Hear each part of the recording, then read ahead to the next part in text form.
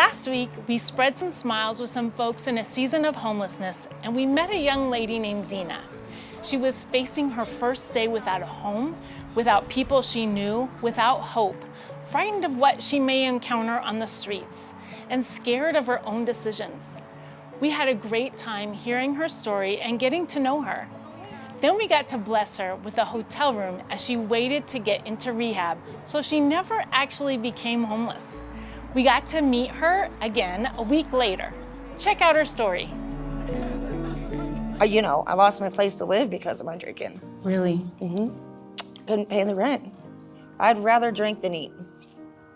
I'd rather drink than pay my rent. You know what I mean? Yep. And I chose it over my kids. Bottom of the bottle's always dry. Yeah. No one and nothing there when it's over with. What does a hopeful future look like? My hopeful future is to rock it again like I did before. What kind of things are roadblocks for you to get to that future?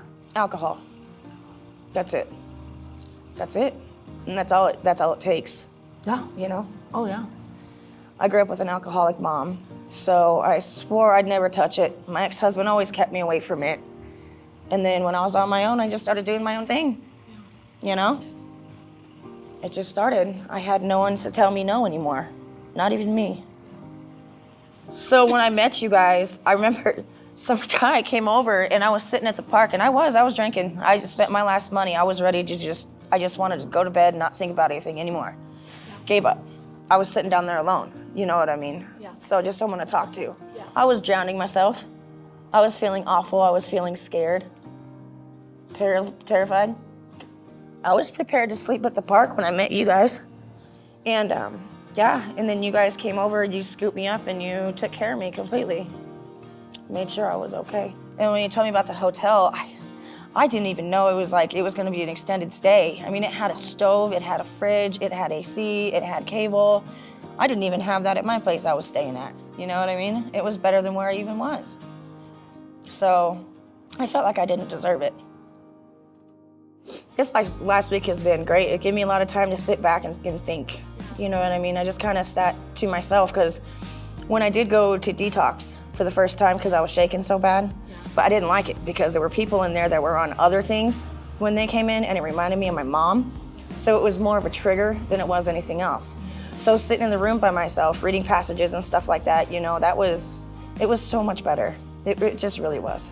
How does that feel to be in that kind of position? I mean, I don't think any of us very often get that position where you are 100% having to just rely on the Lord. Yeah, it actually feels great. Because, he does love me. He does want the best for me. And he brought me to rock bottom for a reason. But see, he brought me right back to him too, in the process, so. And I don't know how many times I prayed for God to come back in my life. And look at this, he's here, so. After the interview, we dropped Dena off for a program called Ready to Work, getting help with skills, a place to stay, and other help towards sobriety and a better future. She also found a community of people who are providing her with care and love to help support and encourage her in faith and endurance. Pray for Dena with us as she continues on in this adventure with Jesus by her side.